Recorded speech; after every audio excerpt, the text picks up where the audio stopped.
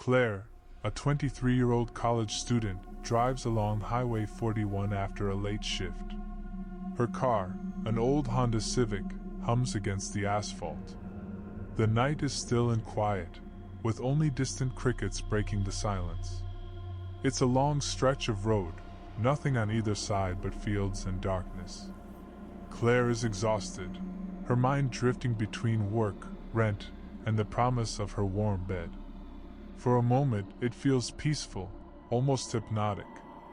Then, far behind her, headlights appear. At first, she ignores them. Highway traffic is normal, but they stay behind her. Close. Too close. Minutes pass, and the headlights mirror her every move. She changes lanes, they do too. She speeds up, they follow. A chill crawls up her spine. Claire tries to dismiss it as coincidence. Maybe another driver is just distracted. But when she sees the headlights flash twice, deliberately, she knows it's intentional. She considers calling the police. No signal. Of course. Panic bubbles in her chest. She looks for a safe place. A gas station sign appears ahead. Exit 7, rest area, 3 miles. Relief. If she can reach it, maybe there'll be people, cameras, something. Claire swerves into the rest area, parking under the flickering lights. She doesn't even need gas, but it's a reason to stop. The car behind her follows and stops at the far end. Engine off. Headlights off. A man steps out. Tall, broad, gray baseball cap low over his face. He doesn't approach the pumps or the store. He just stands, watching. Claire debates fleeing. Too exposed. She locks the doors, starts inching forward.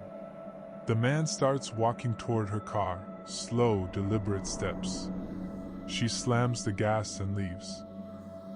Back on the highway, the Civic strains against speed. The headlights return immediately. The man isn't driving recklessly. He's calm, controlled, as if he's been waiting for this exact moment. Claire's heart races. She's alone, no signal, no backup, nothing but the road and the relentless pursuit. She takes the next exit, hoping to lose him on a series of turns through fields and forested stretches. It doesn't work. He matches her every move. High beams flash. He waves, slow, deliberate, mocking. Her mind screams at her to escape, but she has nowhere to go. Her car begins to overheat. The Civic coughs, then dies. Silence. Total. Claire's hands shake. She looks behind her. The headlights have stopped, for a moment. Then the sound of footsteps. Slow. Measured. She bolts into the darkness of a nearby field, branches clawing at her arms and face. The footsteps follow, not running, not panicked, just steady, hunting. A faint light from a flashlight sweeps across her hiding spot. She holds her breath. The light passes. Silence. After crawling to the road, Claire sees a truck approaching. She runs, waving her arms. Relief floods her, until the truck slows and a man leans out, smiling.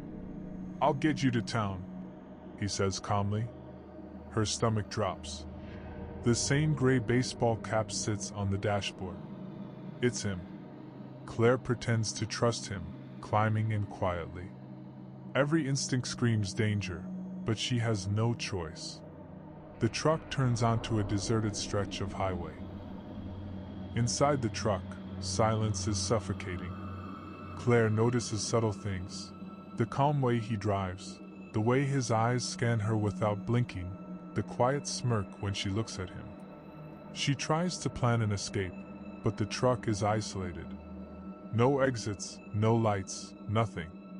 Every mile forward tightens the invisible noose of control he has on her. Her phone is useless, her voice unheard. She's trapped in a perfectly orchestrated situation. The truck stops on a narrow, abandoned stretch. Claire grips the seat. The man opens the door. He doesn't speak. The dashcam captures everything, every glance, every tremor of fear. The next morning, the news posts footage. Another missing person on Highway 41. Police investigating. No one sees Claire again. The road is empty. The cab lies abandoned by the roadside, a silent warning that the hunt continues. Michael, a journalist interested in missing persons, arrives in a small northern village. The locals rarely go outside, speak quietly, and watch him with wary eyes. The village sits on the shore of an old lake. Legend says many villagers have disappeared there for decades, and the lake seems to swallow people. Michael thinks it's just a story, until he notices abandoned houses and deserted boat docks. Night falls quickly. Mist rises from the water, and the village freezes in complete silence. On the edge of the village, Michael stops to take photos. In the distance, he sees a figure standing on the opposite shore of the lake. Tall, thin, almost motionless. When he approaches, the figure vanishes. Yet everything around him feels strange. The silence, the still air, the sense of being watched. The locals warned him. Don't go near the water at night. Michael walks to the old dock. In the water, he sees strange reflections, capsized boats, footprints on the shore, but no one has lived here for years. He finds an old journal where villagers recorded disappearances. Each entry describes young men and women last seen by the lake. He realizes the legend is real. A killer chose his victims here, luring them to the water. As Michael photographs the lake, he hears twigs snapping behind him.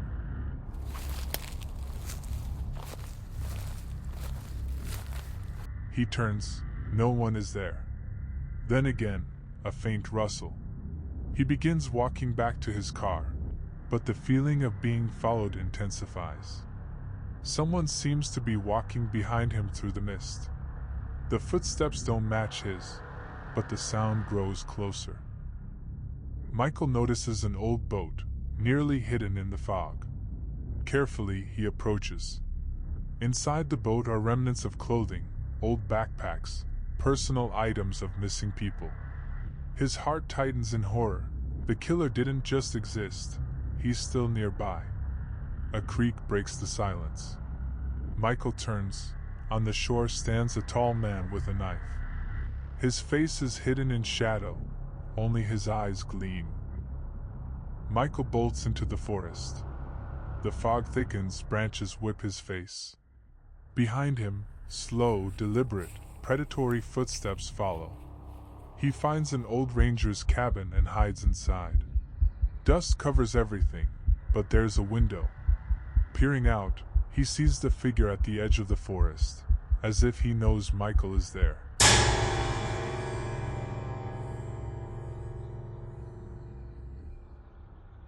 Michael sits in the cabin, trembling.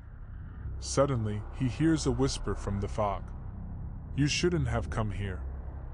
He realizes the killer has been toying with him all evening, luring him to the lake and watching his fear grow. Every step was under the murderer's control. Michael decides to jump out the window and run back to the village. But when he emerges, the lake behind him glimmers silently, and on its surface, the faces of dozens of missing people appear. He hears footsteps behind him. Turning around, tall man with a knife, right behind him. The fog swallows his scream. The next day, locals find only his bag on the shore. The lake is calm again. The killer's shadow vanishes in the mist, leaving the legend alive. In every village, there is a place no one dares to enter. For us, it was the forest. People simply called it the Forbidden Woods. Travelers went missing there. No animals lived inside, no birds sang. Only silence, heavy, suffocating silence. The elders said that long ago, criminals were sent into those woods as punishment. None of them ever returned. Sometimes, late at night, strange screams echoed from the forest, like cries for help. But whenever someone tried to investigate, they too never came back.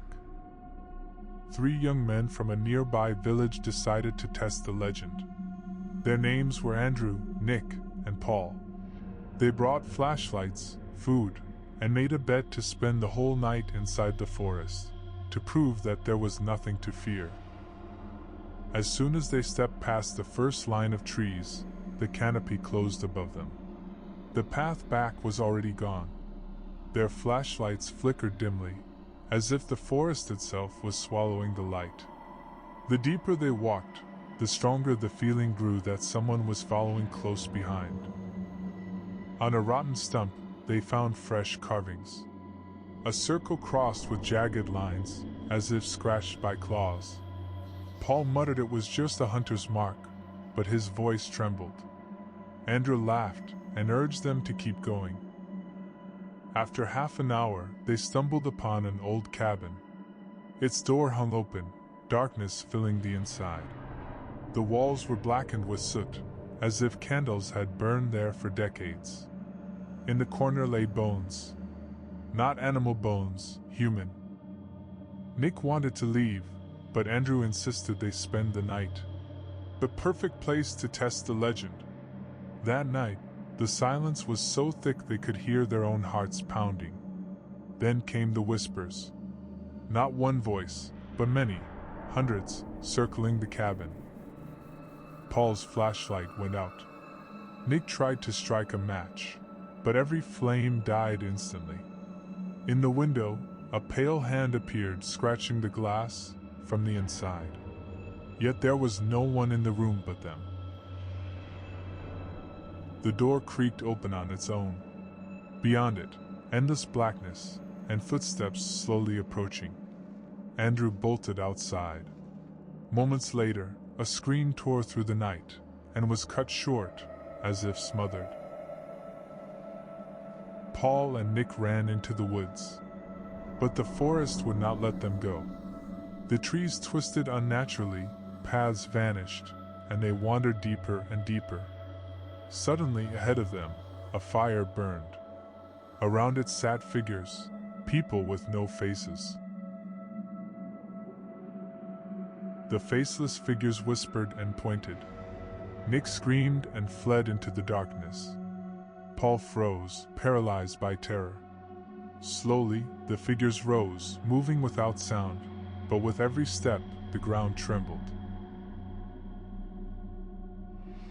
At dawn, only one man came out of the woods. It was Nick. They found him on the edge of the village, hair turned white, eyes full of madness. To every question, he gave only one answer. The forest took them. The forest never lets go. There are places that lure you with beauty, yet hide death in every drop of water. 5 kilometers from an old village lies a waterfall people refuse to speak of. They call it the Wolf's Call. By day, it looks harmless, streams of shining water, a rainbow in the mist. But at night, voices can be heard. The legend says that many years ago, a young woman drowned at the base of the falls. Her body was never found, only her white dress surfaced near the shore. Since then, every full moon, her figure can be seen by the waterfall. She calls strangers by name, and those who answer never return. 3 hikers, Igor, Marina, and Dennis, decided to spend the night at the Wolf's Call. They laughed at the village tales and wanted to prove the stories were nonsense. They pitched a tent nearby and listened to the rushing water. At first it was just the soothing sound of nature, but closer to midnight, the water began to form words. Igor noticed it first. The waterfall seemed to whisper his name. "Igor, come closer." The voice was hidden in the roar of falling water. He shook his head, pushing away the thought. But soon Marina screamed. She saw a woman in a white dress standing at the top of the falls. Dennis went to check. Moonlight lit his figure near the stream. Suddenly, the current dragged at him, as if unseen hands grabbed his legs. Marina and Igor pulled him back with all their strength, and when they finally freed him, long bruises shaped like fingers marked his skin. They tried to leave, but the forest around them had changed. The trail they followed was gone. No matter which direction they walked, they always heard the same rushing water behind them, closer, louder, never letting go. At last, they found themselves back at the waterfall's base. On the surface of the pool floated a white dress, drifting gently. But then, the fabric jerked, and a pale hand broke through the water, reaching toward the shore, gasping for the living. Marina screamed, but her voice was swallowed by the roar. Igor lifted his flashlight and shone it on the falls. For an instant, the rushing water turned into countless faces, each one opening its mouth in a silent scream. They ran. In the morning, rescuers found only a single tent, empty, and the waterfall kept whispering, calling new visitors by name.